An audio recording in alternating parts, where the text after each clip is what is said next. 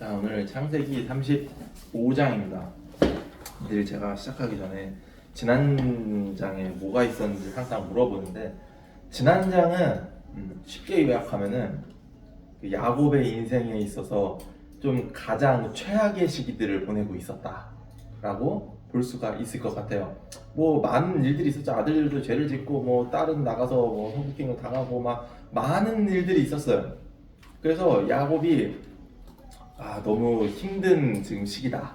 지금까지도 힘들었던 날들이 있었지만 이만큼 내 인생에서 힘든 날이 있었을까라고 생각을 할 수가 있었을 겁니다. 자, 그때 하면서 이제 오늘 성경이 시작을 하고 있어요. 그 순간에 하나님께서 야곱에게 말씀을 하셨다. 자, 어떤 순간에 하나님이 찾아오셨나요? 이 야곱에게 있어서 인간적으로 굉장히 낙담되고 절망스러웠던 순간에 하나님이 나타나시는데, 하나님은 두 가지 목적을 가지고 나타나셨어요. 이 야곱을 향해서 하나님에게 두 가지 목적이 있었어요. 무엇과 무엇일까요? 추측을 그대로 해보세요. 돌아가라는 거. 그대로 돌아가라는 이제 해결 방안이죠. 그것도 목적 중에 하나예요. 야곱에게 해결책을 하나 알려주셨고, 또 하나, 그 말 안에 숨겨진 또 다른 의미, 숨겨진 것도 아니라 대놓고 말하고 있죠. 하나님이 재산을 쌓아라. 재단을 쌓으라는 행동을 하나님이 말을 하실 때 야곱이 무엇을 깨닫기를 바랬을까요? 약속을 지어라. 그죠, 약속을 기억하라는 건데, 이제 이걸 우리가 하나님 마음을 조금 더 우리가 한번 파악해보자고 하면은, 야곱이 잘못한 죄를 지적하고 있는 거예요. 너가 지금 왜 이렇게 힘드니? 라고 할 때, 너가 지금 이것 때문에 힘든 거야 라고 정확히 지적을 하고, 그러니까 해결책은 이거야. 그러니까 같은 단어 안에 그 두 가지 목적이 있는 거예요. 잘못한 점을 지적하고 해결책을 제시하고. 하나님이 인간이 가장 절망적인 그 순간에 이렇게 나타나셨습니다. 왜 그랬을까요? 이 야곱이 어찌 보면은 지금 이렇게 된 이유는 하나님과 했던 약속, 그러니까 하나님의 했던 약속이 당연히 중요한 게 아니라, 베델로 가겠다는 말은 이제 내가 이 세상에 있는 이 세속적인 사람들과 어울려서 사는 게 아니라 우리만의 어떤 그런 믿음의 문화를 꾸리고 그런 가정을 꾸리고 내가 살아가겠습니다라는 것도 담겨져 있는 거거든요. 근데 야곱은 어떻게 했냐? 베델로 가는 게 아니라 세겜이라고 하는 도시 옆에서 살기로 했던 거예요. 옛날에 그 아브라함과 롯 기억하시죠? 롯의 선택처럼 도시 옆에서 산다. 왜 도시 옆에서 살려고 한다고 했죠? 도시 옆에 사는 건 어떤 장점이 있으니까? 돈을 얻기 쉬우니까. 이 사람들 옆에 있으면 경제적인 이득이 있고 편하니까, 그것 때문에 도시 옆에 살기를 원했는데, 하나님과 함께하기보다는 이제 그 선택에 대해서 하나님이 이제 이야기를 하는 거죠. 너가 하나님과 함께하는 그런 구원이라고 하는 언약의 후손으로서 더 이상 여기서 살면서 믿음을 잃어가는 것을 내가 이제 두고 볼 수가 없다. 이런 의미가 담겨져 있는 거죠. 자, 이걸 볼 때 우리가 무엇을 깨달을 수가 있습니까? 인간을 변화시킬 수 있고, 또 인간을 어찌 보면 다시 믿음의 자리로 오게 하는 거는 하나님에게 주도권이 있구나 라는 사실 우리가 어느 정도 깨닫게 되는 겁니다. 자, 그러면서 하나님 뭐라고 얘기하십니까? 구체적으로 너가 베델로 돌아가라. 가라가 아니라 돌아가라야. 돌아가라. 그러니까 왜 돌아가라라고 표현을 했을까요? 하나님은 원래 가고 있었잖아. 원래 너가 있던 곳 돌아. 원래 있던 곳은 사실은 베델이 아니라 아빠랑 같이 함께 살던 땅이었잖아. 헤브론 나무. 돌아가라. 여기 이 말하는 내 약속을 지키지 않았다는 걸 알려주기 위함인 거 아닐까? 그걸 조금 더 이제 고차원적으로 분석을 한번 해보자고요. 그러니까 베델로 돌아가라는 말은 제가 아까 지금 이야기한 것처럼, 너가 베델에서 야곱이 어떤 사건이 있었죠? 야곱에게 베델에서 있었던 야곱의 사건, 막 사다리 막 나왔잖아. 그 사건. 요게 의미하는 게 뭐냐? 베델에서 하나님을 야곱이 베델은 하나님을 만난 장소예요. 그러니까 느낌인가? 그런 느낌이죠. 그러니까 베델로 돌아가라는 말은 너의 신앙을 다시 회복하라는 거예요. 왜냐? 베델이 야곱이 살면서 베델에서가 가장 야곱의 신앙이 제일 좋았을 때거든요. 가장 야곱이 하나님을 신뢰할 수밖에 없었던 시기가 베델에서예요. 그러니까 너가 나를 전적으로 나만 신뢰했던 그 믿음의 그 장소로 너가 돌아가라 라고 이야기를 하는 거죠. 왜냐면 그동안 지금 야곱이 가나안 땅으로 돌아와서 철저하게 자기의 어떤 인간적인 만족을 위한 삶을 살고 있었으니까, 너가 나만 신뢰했던 그 순간으로 돌아가야 된다 라고 이야기를 하는 거죠. 그런 하나님 뭐라고 얘기합니까? 그곳에 머물면서 이제 구체적으로 그거에 대해서 이야기를 합니다. 너가 도망칠 때 너에게 나타났던 하나님에게 제단을 쌓아. 자, 그때 나타났던 하나님은 어떤 모습으로 하나님이 나타났었죠? 그때 어떤 하나님이 야곱에게 나타났죠? 제가 그때 구약 성경에 나오는 하나님에 대해 설명하면서 구약 성경에서는 하나님의 어떤 모습의 어떤 측면들에 따라서 사람들이 다 다르게 이름을 불렀다고 했잖아요. 이때 야곱에게 나타났던 하나님은 어떤 하나님이었죠? 그때 나왔던 하나님이 했던 역할, 무슨 약속을 하시고 야곱에게 뭔 말을 해줬어 하나님이.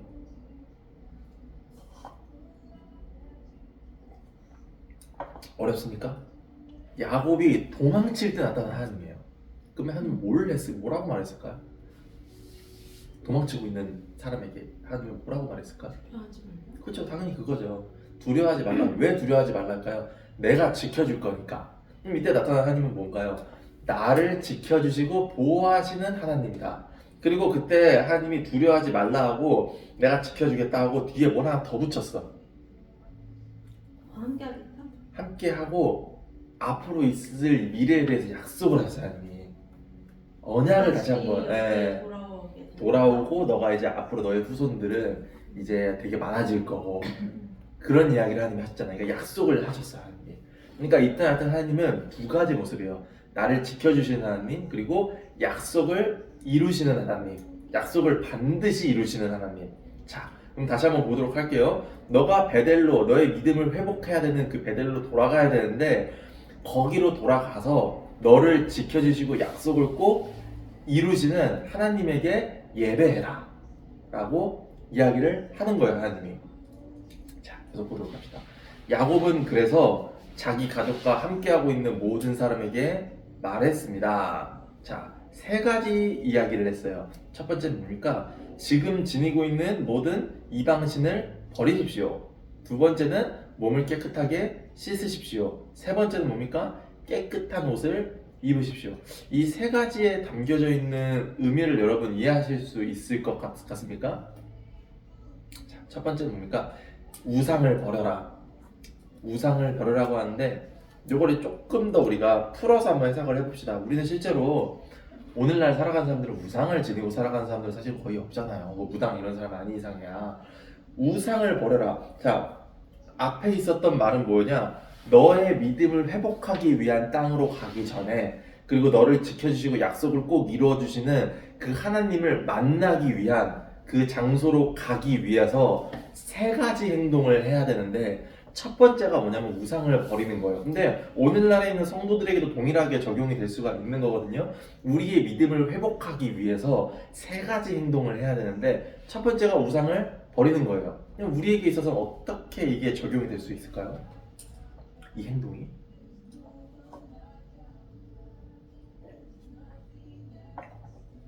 좀 더 힌트를 드릴까요? 오늘날에 있어서 우상이 뭘까요?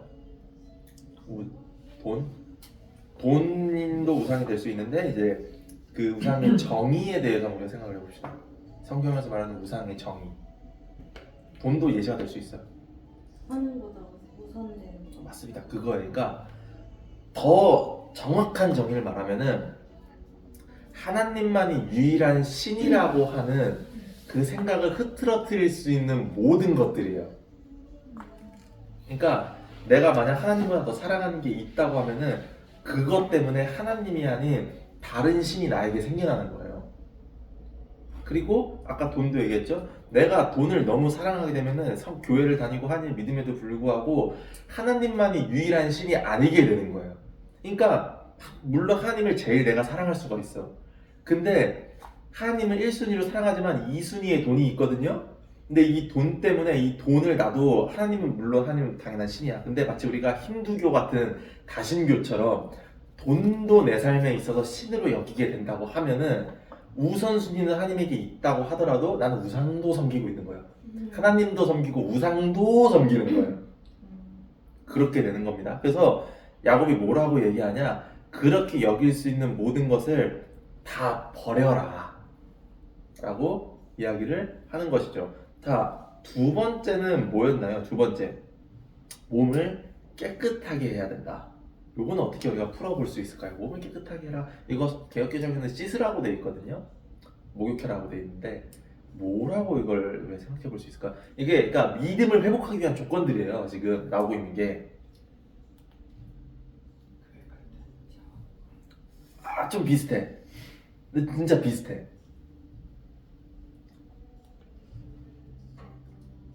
샤워는 어찌 보면은 우리의 육체를 깨끗하게 하기 위한 행동이잖아요.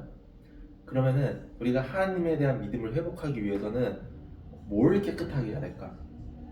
맞아, 마음을 깨끗하게 해야 돼. 여기서 지금 야곱이 말하는 건 뭐냐면은 너의 몸과 너의 마음을 깨끗하게 해야 된다. 그러니까 하나님 앞에 서기에 부끄러움이 없을 만큼 우리가 몸과 마음을 깨끗하게 하도록 정확히 말하면 노력해야 된다라는 의미에 가깝겠죠. 그러니까 뭡니까? 항상 우리가 하나님 앞에 깨끗함을 유지할 수 있어야 된다 라고 이야기를 하는 거예요. 세 번째는 뭐였어요 지금? 마지막 세 번째. 깨끗한 옷을 바꾸라는 거예요. 옷을. 자, 이 옷 새로 사라는 거 아닙니다. 맞아. 옷을 바꾸라는 건 우리가 이 성경을 볼 때에 조금 항상 이해가 안 되는 게 뭐냐면은 그 예수님 죽을 때도 로마 군인들이 예수님 옷 나눠 가지잖아요. 그거 보면서 우리가 좀 이해가 안 될 수가 있거든요. 왜 저거 뭐 거적대기를 왜 굳이 가져가려고 그러지? 근데 이 시대, 이 고대 시대에 예수님 살던 시대도 고대 시대니까 고대 시대의 옷이라고 하는 거는 어찌 보면은 집 다음으로 가는 재산이에요. 왜냐면 오늘날에는 이런 섬유 기술이 발달돼 있으니까 옷을 쉽게 만들 수 있지만 이 당시에는 이런 천으로 된 옷을 만들기가 너무 힘들어. 그런 뭐 대량 이런 가공 이런 게 없는 시절이니까. 그러니까 옷이 내 재산 중에 거의 1호 재산이 될 수밖에 없어요. 정말 제일. 그래서 이제 우리 다다음 장쯤에 요셉 이야기 나오는데 그 야곱이 요셉에게 좋은 옷을 입히잖아요. 그 보라색 옷을. 왜 보라색 옷이 그렇게 형들이 질투를 했냐? 새 옷 자체를 얻는 것이 그것만으로도 굉장히 질투가 나는 일인데 이 자연적으로 얻을 수 있는 색상 중에 보라색이 제일 얻기가 힘들대요. 그래서 한번 생각해보면은 뭐 파란색이나 뭐 빨간색이나 뭐 꽃들을 짜서 얻을 수도 있고 뭐 되게 많은데 보라색만큼은 얻기가 힘들어. 그러니까 정말로 비싸고 탐나은 옷을 요셉에게 준 거죠. 그러니까 옷을 바꾸라는 건 뭡니까? 너가 갖고 있는 모든 것에 있어서 변화가 있어야 된다. 그러니까 옷은 이 당시 시대에 내 재산 1호이자 그 사람의 신분을 보여주는 거예요. 옷이 너무 중요한 거니까. 제사장은 제사장 옷을 입고 평민은 평민의 옷을 입고 그렇게 살고 있으니까 너가 옷을 바꿔 입으라는 거는 너가 지금 살고 있는 삶과 너의 모든 것을 바꿔야 한다. 행동도 바꿔야 된다는 거예요. 이 세 가지를 정리하면 뭡니까? 너가 하나님이 유일한 신이라고 생각했던 그것을 방해하는 것을 싹 다 버려라. 그리고 몸과 마음을 깨끗하게 해라. 그리고 세 번째는 뭡니까? 그러고 너의 삶에 있어서 변화가 있어야 된다. 이 세 가지를 야곱이 이야기를 하는 거죠. 우린 이렇게 일일이 해석해야 되지만 이 당시를 살아가고 있는 사람들은 이 말을 듣자마자 바로 이해를 했을 거예요. 자, 그리고 뭐라고 얘기합니까? 이제 우리는 베델이라고 하는 곳으로 갈 것입니다 라고 이야기를 했어요. 그리고 내가 공경에 처했을 때 왜 베델로 간지 설명하는 거죠. 내가 공경에 처했을 때 내게 응답하셨고 내가 어디로 가든지 나와 함께 하셨던 그 하나님에게 나는 가서 예배를 할 것입니다 라고 지금 야곱이 내 신앙을 회복하겠다는 결단을 한 거예요. 지금 왜 이런 상황에 빠졌는지를 깨달은 거죠. 그리고 이 사람들은 자신들이 지금까지 의지해온, 그러니까 야곱 가문은 모두 하나님을 따르는 사람들이었어요. 그럼에도 불구하고 자신들이 의지해오고 있던 우상과 행운의 부적들을 야곱에게 주었다. 그럼에도 불구하고 이런 자신들이 의지했던 것들이 있었다는 거죠. 야곱은 그것들을 세겜 근처에 있는 상수리 나무 밑에 묻었다. 이 상수리 나무, 우리가 모두 알고 있는 상수리 나무입니다. 뭐냐면은 아브라함이 가나안 땅에 처음 왔을 때 상수리 나무 근처 살았거든요. 그 나무예요. 거기에 묻었습니다. 그리고 나서 그들은 길을 떠났는데 큰 두려움이 주변 성배에 임했다. 여기서 말하는 이 두려움이라는 단어가 이 히브리어 원문으로 보면은 그 부서지다라는 단어예요. 그러니까 두려움, 공포 이런 단어가 아니라 부서지다. 이게 그러니까 숨겨진 의미가 뭐냐면은 어떤 신에 의해서 철저하게 부서지다 이런 의미예요. 그러니까 여기서 말하는 뜻이 뭘까요? 하나님에 의해서 주변에 있는 사람들에게 엄청난 공포가 임했다라는 단어입니다. 요걸 보건대 하나님이 지금 어떤 마음을 가지고 있었던 걸까? 이 야곱의 행동을 딱 하나님이 보고 어떻게 생각을 하신 걸까요? 그쵸, 기쁘다. 이게 옳다. 그러니까 하나님이 지금 야곱을 도와주고 계시는 거예요. 근데 야곱은 몰랐을 겁니다. 하나님이 도와주고 계시는 사실을. 그래서 주변의 성읍들에게 엄청난 두려움이 임했는데 겁에 질린 그들은 아무도 야곱의 아들들을 추격할 생각을 하지 못했다. 결국 뭡니까? 야곱이 돈도 많고 뭐 사람도 많고 했지만 야곱을 결국 지켜준 거는 돈이나 뭐 군사나 재물이나 이런 것들이 아니라 결국은 하나님이 야곱을 지켜주고 있어요. 야곱이 의지했던 다른 수단들이 아니라. 자, 그리고 야곱과 그의 일행은 베델에 이르렀습니다. 야곱은 그곳에서 제단을 쌓고 그곳을 베델의 하나님. 사실 베델이가 나와도 하나님의 집이라는 거거든요. 이거 풀었으면 하나님의 집에 있는 하나님 뭐 이런 뜻입니다.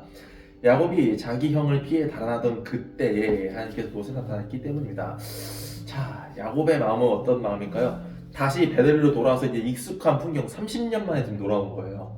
30년 전에 자기가 이제 아무것도 없이 혼자 도망칠 때에 그때 돌베개에 삼고 자고 있었을 때 하나님이 나타나셨는데 다시 이제 그 돌베개를 받겠죠. 30년 만에.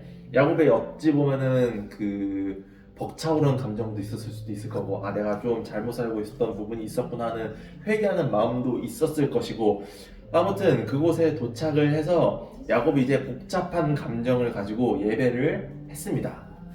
그때에 리브가의 유모였던 드보라가 죽었다. 자, 늘 얘기하지만 성경에는 의미 없는 구절이 항상 등장하지 않아요. 드보라가 죽었다. 특별히 성경에는 여자 이름이 등장하는 경우가 많지 않은데 이름까지 나오는 이 사건이 등장을 합니다. 드보라라고 하는 사람이 죽었는데 베델 밑에 있는 상수리나무 밑에 묻혔습니다. 그 나무를 사람들이 보고 눈물의 상수리 나무다 라고 이름을 지었어요. 요거를 보면 우리가 어떤 추측을 할 수 있나요? 리브가의 유모라는 말을 들어보니까 나이가 되게 많았겠죠. 리브가와 야곱, 그러니까 2대에 걸쳐서 이 야곱 집안에서 함께 했던 사람이었는데 얼마나 사람들에게 잘 대해주고 잘 따랐는지, 야, 이 드보라는 사람이 죽으니까 사람들이 모두 눈물을 흘렸다. 눈물의 상술이 나무다 라고 이야기를 했다라는 것이죠.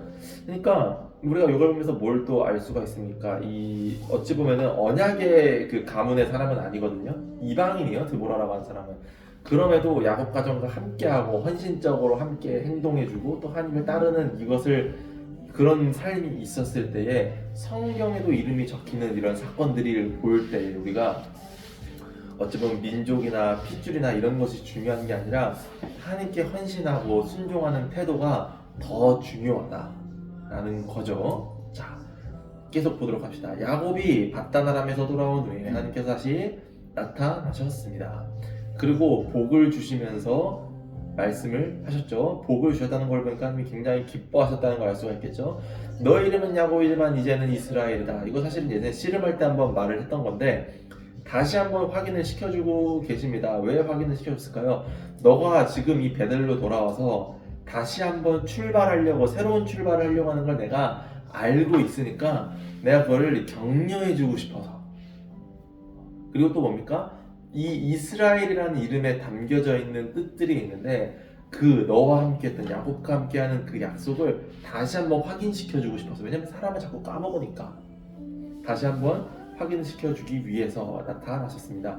그리고 하나님이 말씀을 하시면서 예언도 하시죠. 나는 강한 하나님이다. 이 강한 하나님이 무슨 의미인지 제가 몇 번 이야기한 적이 있는데 무슨 의미라고 하는지 기억나세요? 강한 하나님, 영어로 하면 powerful God. 뭘까요? 강하다. 사실 이 강하다라고 하는 번역보다는 좀 다른 번역이 더 어울릴 수도 있는데 그 강함이라고 하는 게 한자로 말하면 전능이거든요. 그러니까 모든 능력이 다 있는 하나님, 그 의미로 쓰고 있어요. 그러니까 하나님이 뭐라고 얘기합니까? 나는 모든 걸 다 할 수 있는 하나님이다 나는 모든 능력이 있는 하나님이다. 그리고 왜 그걸 이야기했을까요? 뒤에 나오는 말을 하기 위해서 자녀를 낳고 번성하여라. 그리고 실제로 이 예언이 이루어지죠. 그러니까 이 하나님 말하고자 하는 바가 뭡니까? 나는 모든 걸 다 이뤄낼 수 있는 하나님인데 너가 자녀를 낳고 번성을 하면 내가 그거를 이루어줄 거야. 실제로 400년 뒤에 몇 명이 됩니까? 지금 야곱 가문 50명도 안 되는데 400년 뒤에 몇 명 되냐면은 206만 2137명인가? 이거 배웠는데 아무튼 200만 명이 넘어갑니다. 400년 만에 고작 400년이라고 하면은 사실은 조선의 역사보다도 짧은 시기거든요. 그 짧은 시기 만에 엄청나게 큰 국가로 발달을 합니다. 그 하나님이 뭐라고 얘기합니까? 한 민족과 곧 그 민족의 무리가 너에게서 나올 것이다. 그러니까 국가가 이제 나올 거라는 걸 예언을 하셨죠. 그리고 왕들도 나올 것이다. 그리고 아브라함과 이삭에게 준 땅, 지금 너가 있는 이 가나안 땅을 너에게 줄 것이고 너의 후손에게도 줄 것이다. 요거는 이 하나님의 이 예언은 두 가지 의미가 있어요. 첫 번째는 이 보여지는 단어 그대로의 의미가 있어요. 뭡니까? 자녀를 낳고 번성하게 돼서 국가가 되고 왕들도 나오고 이 땅도 너에게 줄 것이다. 실제로 이 다윗과 솔로몬 시대에 다 이루어졌잖아요. 보이지 않는 의미는 뭘까요? 조금 심화적인 건데 추측을 한번 해봅시다. 이게 일시적인 약속도 있고 영원한 약속도 이 안에 담겨져 있어요. 보이지 않는 건 영원한 약속에 가깝습니다. 뭘까요? 알 수 있으십니까?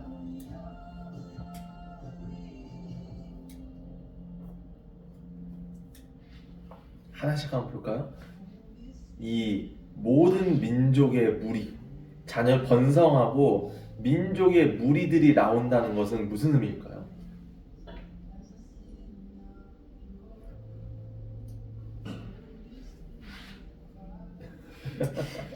너무 어려워요? 자, 이거는 하나님이 이 야곱 가문에 대한 것들만 이야기하는 게 아니라 신약 시대 이후로 영원토록 있을 그 시대에 대한 약속도 같이 하고 있는 거거든요. 자, 모든 민족들의 무리, 오늘날에는 아브라함의 후손을 뭐라고 이야기하나요? 아브라함의 자녀들을 뭐라고 우리가 이야기를 하나요? 아브라함의 자녀가 뭘까요? 오늘날에 있어서 유대인만은 아닙니다. 오늘날에는 예수님의 대사를 보니 예수님이 그 이방인을 보고 그런 말 하거든요. 너도 이제 지금부터 아브라함의 자녀다 라고 예수님이 갑작스럽게 아브라함의 자녀라고 인정하는 사건들이 있어요. 오늘날에 있어서 아브라함의 자녀들은 뭘까요? 믿는 사람. 그래요. 예수를 그리스도로 믿는 성도들은 모두 아브라함의 자녀라고 오늘날 여겨요. 자, 그런 측면에서 볼 때 민족들의 무리라고 하는 것은 예수를 그리스도로 시인하고 있는 이제 모든 성도들을 말하는 겁니다. 그러니까 여기서 말하는 건 뭡니까? 나는 모든 걸 이룰 수 있는 하나님인데 이제 너의 믿음을 따르는 그런 성도들이 전 세계 이제 모든 무리들 가운데에서 나올 것이다. 그리고 또 뭡니까? 마지막에 이 땅, 아브라함에게 이삭에게 준 그 땅을 너의 후손에게도 줄 것이라는 무슨 의미가 될까요? 이 가나안 땅, 이스라엘 땅이라고 하는 것에 대한 이제 보이지 않는 의미에 대해서 우리가 좀 해석을 할 수가 있어야 되는 거예요. 이제 오늘날에 있어서 이 이스라엘 이 땅은 뭡니까? 유대인들에게만 주어지는 땅입니까 이게? 어려워요? 어렵죠? 원래 하나씩 보면 어려워요. 자, 오늘날에 있어서 우리에게 있어서 가나안 땅은 뭘까요? 우리에게 있어서 가나안 땅. 이 구약 성경에서는 계속해서 가나안 땅으로 돌아가려고 그래요. 이 창세기는 출애굽기도 그렇고. 우리가 돌아가야 할 그 믿음의 그 하나님이 주시는 그 땅은 무엇이냐? 하나님의 나라입니다. 그러니까 오늘날에 잘 생각해봐요. 우리가 교회를 다니고 하나님 믿는다고 해서 우리가 살고 있는 이 대한민국 땅을 벗어나서 우리가 저기 그 이스라엘에 있는 그 팔레스타인 땅으로 가서 그 가나안 땅에 가야지만 우리가 믿음 생활을 똑바로 할 수 있습니다 라고 얘기하는 사람 아무도 없잖아요. 근데 그렇게 생각했던 사람이 심지어 예수님 시대에도 있었어요. 그곳에 가야지만 진정한 믿음 생활을 할 수 있다고 생각했던 사람들이 누굽니까? 그 예수님에게 물 한 잔 건넸던 사마리아 여인.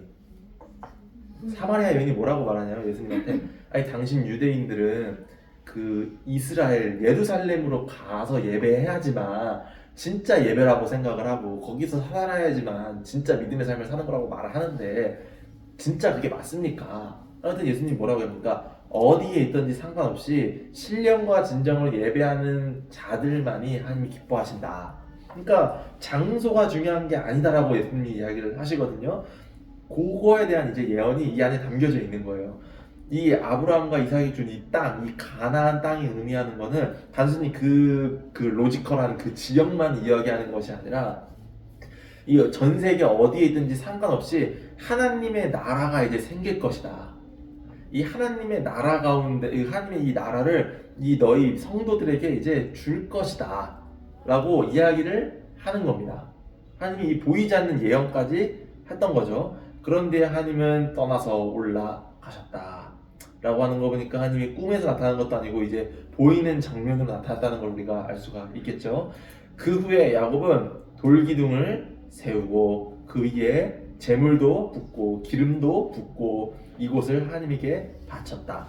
자, 그리고 그들은 베델을 떠났습니다. 왜냐면 베델은 그 예배만 드리기 위해서 약속을 했었으니까 아직까지는 한참 길을 가야 되는데 라헬이 진통을 시작했다. 진통이 몹시 심할 쯤에 산파가 말했는데 또 사내 아이를 낳았다고 했죠. 그리고 라헬이 죽었어요. 이 왜 그랬을까 우리가 곰곰이 생각해보면 이미 라헬의 나이가 50세가 넘었고 그리고 계속해서 이 야곱 가문이 여행을 계속하고 있었잖아요. 그러니까 계속 걸어가고 막 이렇게 그러니까 좀 체력적으로도 힘든 상태였어요. 그러니까 라헬이 애를 낳다가 죽어버리고 맙니다. 근데 여기서 우리가 또 재밌는 단어를 볼 수가 있는데 이 라헬이 마지막 숨을 거뒀다라고 할 때 이 원문 단어가 이 숨을 거둔다라고 하는 게 좀 어찌 보면은 번역을 해서 번역을 한 건데 좀 의역을 해서 원문은 이 영혼이 다른 곳으로 갔다 이렇게 돼 있어요. 그러니까 라헬이 죽어서 이제 다른 천국이든 하나님의 나라든 그곳으로 라헬의 영혼이 갔다라고 하는 이들의 믿음을 볼 수가 있겠죠. 근데 라헬은 베논이라고 이제 고통 속에 나간 아들이라고 했는데 야곱은 이를 베냐민 복된 아들 이거 오른손에 있는 아들 이런 쓰거든요. 베냐민이라고 했다.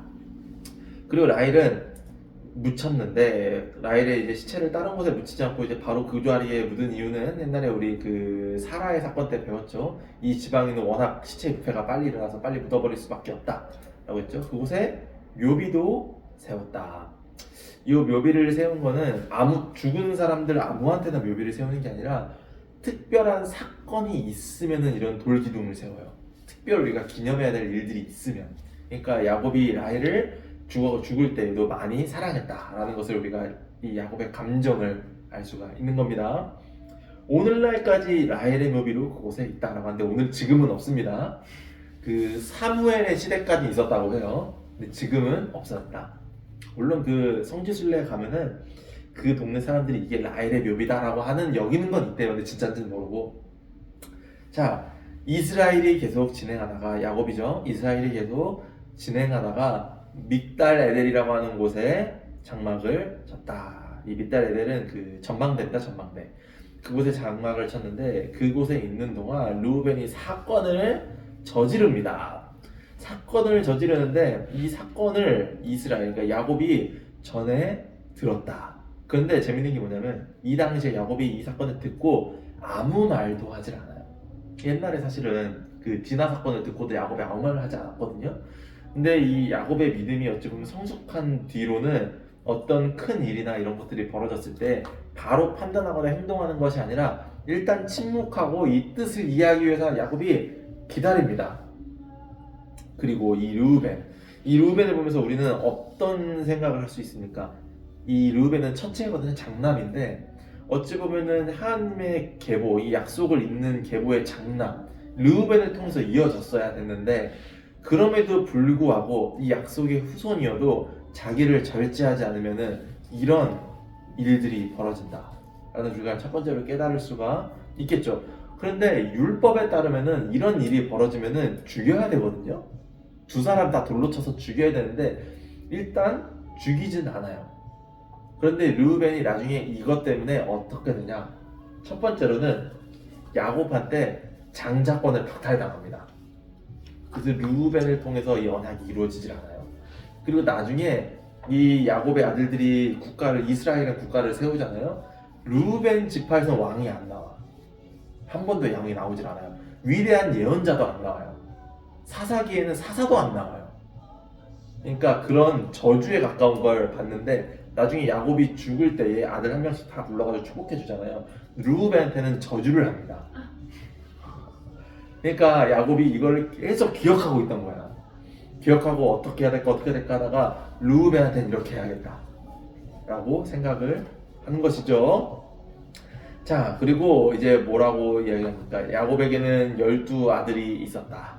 왜 성경이 갑자기 12아들에 대한 이름을 써놨을까요? 네, 지파가 되고. 그죠? 이제 더 쉽게 말하면 뭡니까? 이제 야곱의 시대는 끝났다. 이제 야곱의 이야기는 끝났고 이 야곱의 아들들의 이야기가 시작될 것이다 라고 하면서 야곱의 12아들의 이름을 말합니다. 이제 여러분, 야곱이 정말 긴 시간 동안 이 창세기 성경을 통해서 우리가 봤는데 이 야곱의 이야기가 마무리가 되는 것이죠. 그러면서 이제 순서대로 말을 하는데 어떤 순서입니까? 이 실제로 태어난 순서들이 아니라 이 아내들의 서열 순서대로 말을 해요. 그러니까 첫째 아내였던 레아, 그리고 두 번째 아내는 라헬, 그리고 몸종 출신이었던 비라와 실바, 이 순서대로 이야기를 합니다. 자, 그리고 이것들을 모두 말하면서 마지막 줄에 뭐라고 되어 있나요? 이들은 밧다마라에서 태어난 야곱의 아들들이다. 근데 여기서 지금은 아들들이라고 하면서 복수를 썼는데 그 원문에는 단수를 써요. 왜 단수를 썼을까요? 이 12명의 아들이 있지만 모두 어차피 한 국가가 될 것이기 때문에 하나로 보는 거예요. 자, 마침내 하면서 이제 오늘 35절 마치죠. 마침내 야곱은 이삭의 집으로 돌아왔는데 이삭이 야곱이 나갈 때도 곧 죽을 것처럼 하더니 아직 살아있었어요. 곧 죽을 것 같았던 이삭이 아직 살아있었고 오늘날 헤브론으로 불리는 그곳에 아직도 살고 있었어요. 기억하시던 헤브론에 살고 있던 이삭, 그 헤브론 사람들이랑 막 이렇게 어울려서 땅 얻어가지고 살고 있었잖아요. 그곳은 하면서 아버지와 할아버지가 살던 곳이었다 하면서 이제 야곱이 굉장히 감개무량했을 겁니다. 자기가 진짜 어렸을 때 살던 동네거든요. 완전 고향으로 돌아온 거예요. 그런데 뭡니까? 여기서 지금 성경이 살짝 함정이 우리를 빠뜨리고 있는데 이때 아버지의 집으로 돌아올 때가 이삭이 168세 돼요. 168세. 그런데 바로 성경이 뭐라고 얘기했냐? 이제 이삭은 180세였다. 그러니까 이 말하지 않고 있는 이 문장이 계속 이어지고 있는 사이에 12년이 흐른 거야. 도착하고 난 다음에 12년이 흐르고 이삭이 죽어요. 그러니까 그 12년의 세월 동안은 중요한 게 없었다는 거죠. 바로 그냥 스킵해버리고 이삭이 죽는 내용이 나옵니다. 이삭은 나이가 들고 마지막 숨을 거두었고 야곱이 그를 조상 곁에 묻었다. 이 조상 곁 어딥니까? 그 막벨라 동굴, 그 아브라함과 사라가 붙였던 그 동굴에 묻습니다. 그래서 오늘 성경이 끝났어요. 자, 오늘 성경을 통해서 우리가 알 수 있는 거는 어찌 보면은 그 두 가지 메시지가 담겨져 있다고 봅니다. 저는 첫 번째는 뭐냐, 이 야곱이 베델로 돌아가는 내용이 오늘의 주요한 내용이었거든요. 이 베델, 야곱에게 있어서 하나님을 가장 많이 사랑했던 장소였고 하나님을 만났던 장소였고, 지금 야곱의 상태는 어찌 보면은 야곱의 신앙이 어찌 보면 침체에 빠져 있는 시기였고, 우리 아까 기도했던 그 내용처럼 우리는 이제 어떤 것을 알 수가 있습니까? 우리가 신앙의 침체에 빠져 있을 때에 우리의 베델은 어딘가? 우리는 어떻게 이 신앙을 회복할 수가 있는가? 어떤 모습으로 우리의 신앙을 회복할 수 있겠는가에 대한 질문을 스스로 던져볼 수가 있는 거죠. 오늘 내용을 통해서 야곱은 어떻게 했나요? 하나님보다 더 사랑하고 아니면 하나님을 외에 다른 신을 만들 수 있는 것을 버리려고 했고, 몸과 마음을 깨끗하게 하려고 했고, 내 삶을 구체적으로 변화시키려고 했고, 이런 모습으로 야곱은 베델로 돌아가려고 했어요. 우리도 마찬가지로 우리의 삶을 변화시키기 위해서는 이런 일들을 할 수 있어야겠죠. 우리만의 베델로 돌아가기 위해서. 그렇습니다. 두 번째는 뭡니까? 이 야곱의 삶을, 이 야곱이 지금까지 살아왔던 삶을 쭉 보니까 오늘 이제 야곱의 이해가 끝났어. 이야기가 야곱의 삶을 보니까 우리는 이것을 깨달을 수가 있는 거예요. 하나님이 내 삶의 주인이라는 것을 인정하기 전까지는 내 삶에 계속 있는 이 고통을 끊어낼 수가 없구나 라는 사실을 알게 되는 거죠. 야곱이 어찌 보면은 세상에서 야곱이 되게, 우리가 야곱의 삶을 보면은 야곱이 되게 똑똑한 사람이라는 걸 알 수가 있잖아요. 정말 이 계획을 세우고 그것을 실행하고, 머리만 똑똑한 게 아니라 그것을 실행하는 행동력도 있던 사람이었어요, 야곱은. 그런데 야곱이 자기가 원하는 그 목표를 향해서 자기가 알고 있는 방법들로 열심히 뭔가를 해보려고 할 때에, 내 인생을 내 스스로 개척하려고 할 때에 야곱에게 있었던 결과는 항상 고통스러운 것들이었다 라는 것을 알 수가 있죠. 그런데 야곱이 그런 와중에 중간중간 다시 하나님에게 하나님밖에 없군요 하면서 내 삶은 하나님에게 맡겨야겠군요 라고 하고 순종할 때에 오히려 야곱의 삶은 평안함이 있었다 라는 것을 알게 되는 겁니다. 한마디로 요약하면 뭡니까? 우리가 우리의 삶에서 하나님이 주인이라는 걸 인정하기 전까지는 이 고통을 끊어낼 수가 없다 라는 사실을 알 수가 있는 것이죠. 자, 오늘 이런 내용들이 있었고요. 기도하고 마치도록 해보겠습니다. 기도하겠습니다. 하나님 감사합니다. 하나님, 오늘 이 시간 우리가 함께 모여 하나님께 예배하고 또 성경을 함께 읽고 야곱의 이야기를 통해서 우리가 하나님에 대해 또 깨달아갑니다. 하나님, 우리가 우리의 신앙에 있어서, 우리의 삶에서도 마찬가지겠지만 우리의 신앙에 있어서도 여러 굴곡들이 있습니다. 하나님, 우리가 우리의 신앙이 무너지고 또 침체되고 낙담하는 가운데 있을 때 하나님, 우리가 우리만의 베델로 하나님 돌아가 우리의 신앙을 회복하게 하여 주시옵소서. 하나님, 그리하여서 우리가 하나님이 우리의 삶에, 우리의 평안과 우리의 기쁨과 우리의 만족함의 모든 근원이 된다는 것을 깨닫게 하여 주시옵시고, 하나님, 내가 내 능력으로 내 삶을 개척하려고 하고 가꾸려 하고 내 삶의 평안함을 찾으려고 하는 것이 아니라 하나님과 함께 할 때에 그 모든 것을 얻을 수 있다는 것을 하나님 내가 경험하게 해주시옵소서. 그리고 하나님, 담담하게 또 담대하게 순종하게 해주시옵시고, 그리하여서 기쁨을 나누고 교제하고 교통할 수 있는 우리 교회가 되게 하여 주시옵소서. 감사드리면서 예수님 이름으로 기도드렸습니다. 아멘.